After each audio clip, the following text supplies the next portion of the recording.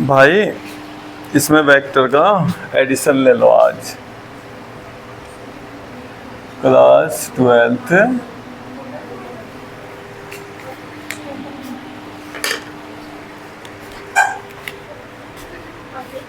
Vector.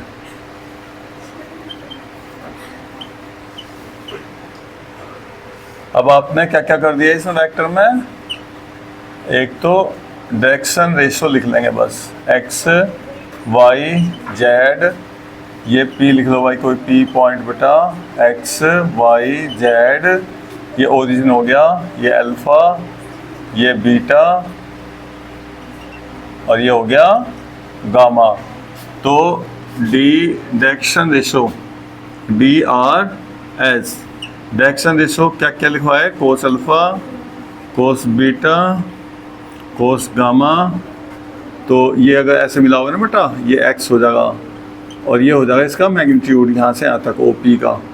तो base upon hypotenuse, x upon r, y upon r, z upon r. और लिखा यहाँ से बेटा इसकी इधर वैल्यू कर लो, एक्स इज इक्वल टू, हाँ इसको ना एल भी क्या है, डायरेक्शन कोसाइन को एल एम, और ये क्या हो बेटा एन हो गया। तो एक्स की वैल्यू की आर एल और वाई हो गया एम आर और जेड हो गया एन आर, और इनको हम डायरेक्शन रेशियो बोलते हैं बेटा, ए और बी और सी। ये हो गया आपके D R S direction ratios. और ये क्या हो गया, वो सॉरी डायरेक्शन कोसाइन, ये क्या हो गया डी सी एस।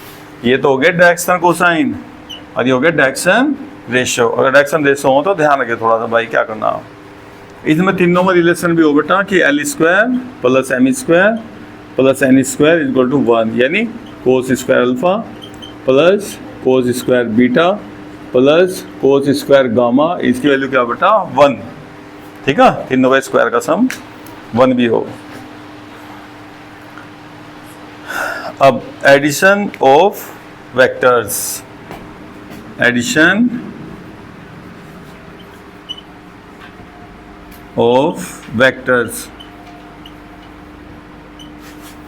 भाई दो वेक्टर को या दो से अधिक वेक्टर को बेटा कैसे ऐड करेंगे, ठीक है। देखो ऐसा कर लें आप, ये है इसमें नीचे, ये ए बी है, ए बी और बेटा बी सी, और ये इसका रिजल्टेंट आ जाएगा ए सी।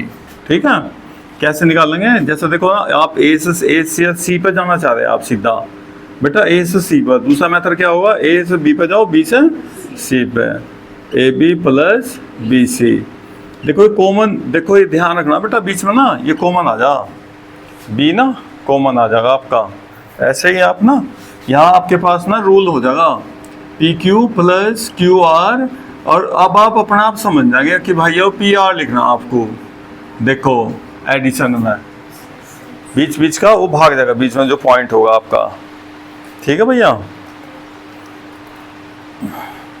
ऐसे A B B C C A की वैल्यू बेटा एग्जांपल लेंगे आपको लिए, हमें A B plus B C plus C A की, इसका सम फाइंड करना आपको।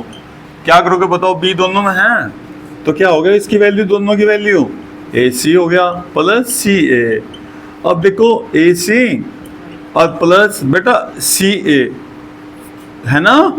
अब देखो ये तो दोनों में सी सी इक्वल आ गया, तो ए नहीं हो गया, और ए का मतलब क्या हो गया। लेकिन अगर आपको यहाँ से कोई डाउट लग रहा हो तो आप ना इस लाइन को दो बार देखो, ऐसे सेकंड मेथड देखो कितना अच्छा। ये कितना लिख रहा है आपका ए सी, और बेटा ये भी क्या लिख रहा सी ए। अगर आप नेगेटिव साइन लगाओ तो सी ए का क्या हो जाएगा, ए सी हो जाएगा। अगर कोई डाउट हो रहा हो तो आप ऐसे भी कर सकते हैं, प्लस माइनस माइनस ए सी से ए सी कैंसिल होगा, कितना आ गया 0। ठीक है, वो आप अपना डाउट हटा सकते हैं। फिर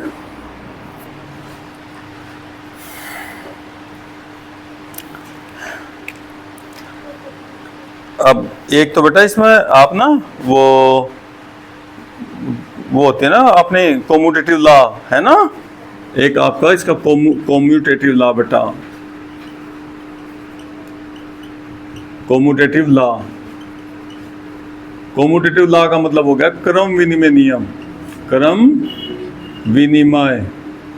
ये क्रम विनिमय का मतलब क्या है बेटा, अगर आप ना vector A plus vector B, चाहे बी को पहले लिख लें और ए को बाद में, उससे कोई फर्क नहीं। कभी आप सोचो भाई ये गड़बड़ हो गया, दिक्कत भाई कुछ हमने वेक्टर पहले लिख लिया था ये बाद में, तो ऐसा कुछ नहीं है।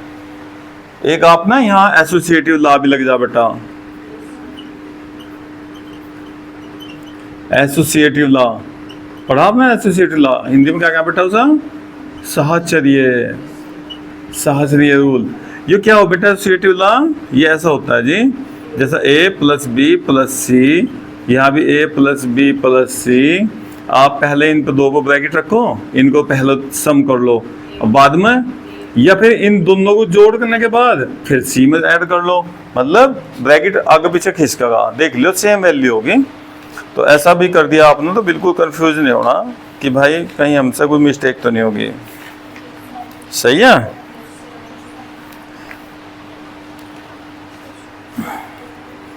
एक multiplication of A vector by scalar, multiplication of vector by scalar.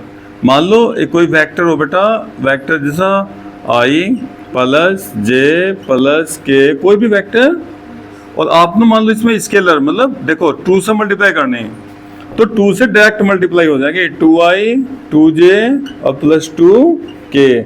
जैसा मल्टीप्लाई की ना ऐसे डिवाइड भी हो सकता है, कुछ भी हो जाएगा, मतलब स्केलर क्वांटिटी से कभी भी किसी वेक्टर में आप मल्टीप्लाई कर दो, कोई दिक्कत नहीं है भाई।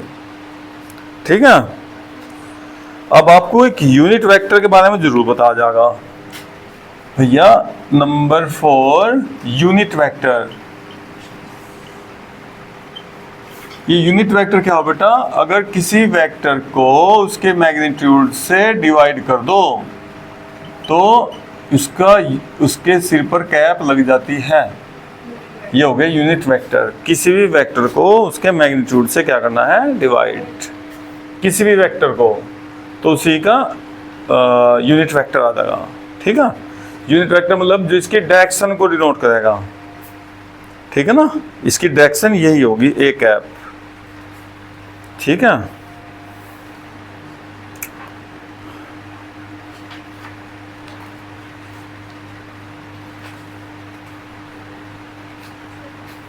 एक जब भी दो वेक्टर इक्वल होंगे तो उनका बेटा आई जे के का कोफिशिएंट हमेशा क्या हुआ, इक्वल। हमेशा जब भी दो वेक्टर इक्वल होंगे तो। Number 5 equal vector.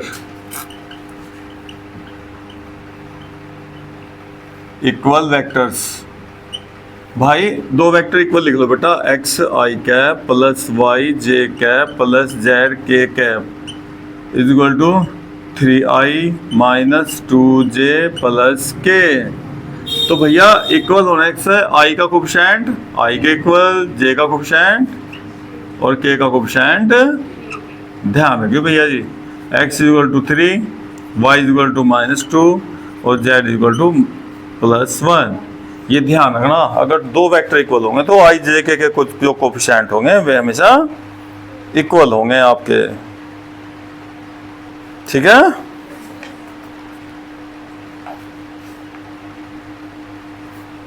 अब देखो, जैसा हमें 6 नंबर देंगे बेटा, कोई वेक्टर दे रखा, मान लो उसके पैरेलल ना आपको कोई वेक्टर निकालना हो। देखो भाई,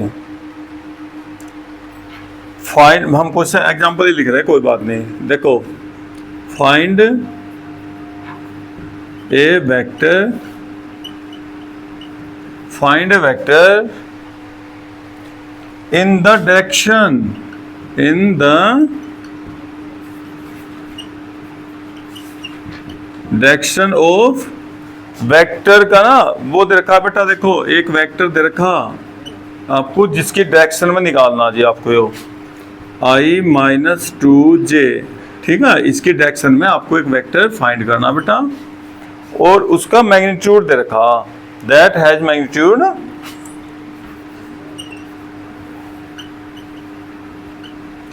देखो मैग्नीट्यूड दिया हुआ बेटा उसका 7 यूनिट।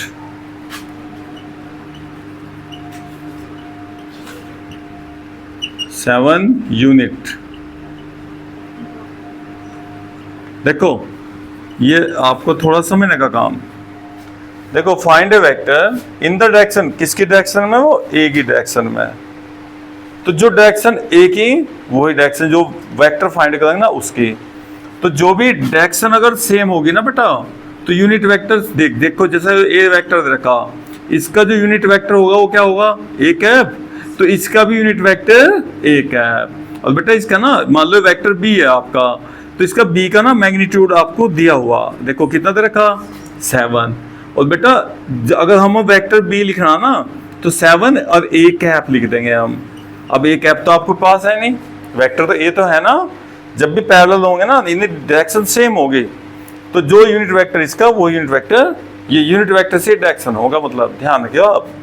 अब यूनिट वेक्टर तो आराम से आ जाएगा, उस वेक्टर को उसके मैग्नीट्यूड से क्या कर देंगे, डिवाइड, ये इसका यूनिट वेक्टर आ जाएगा।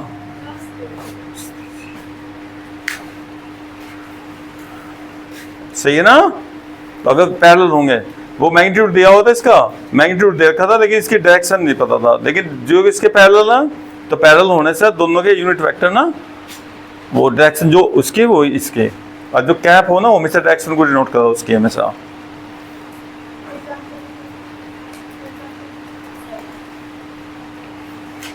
ये एग्जाम्पल 7 था आपकी किताब का, ये बुक का एग्जाम्पल बेटा 7 था। ये हमने इसलिए करवा दिया जिससे आपको ना थोड़ा सा बेसिक जानकारी इसकी मिल जाएगी।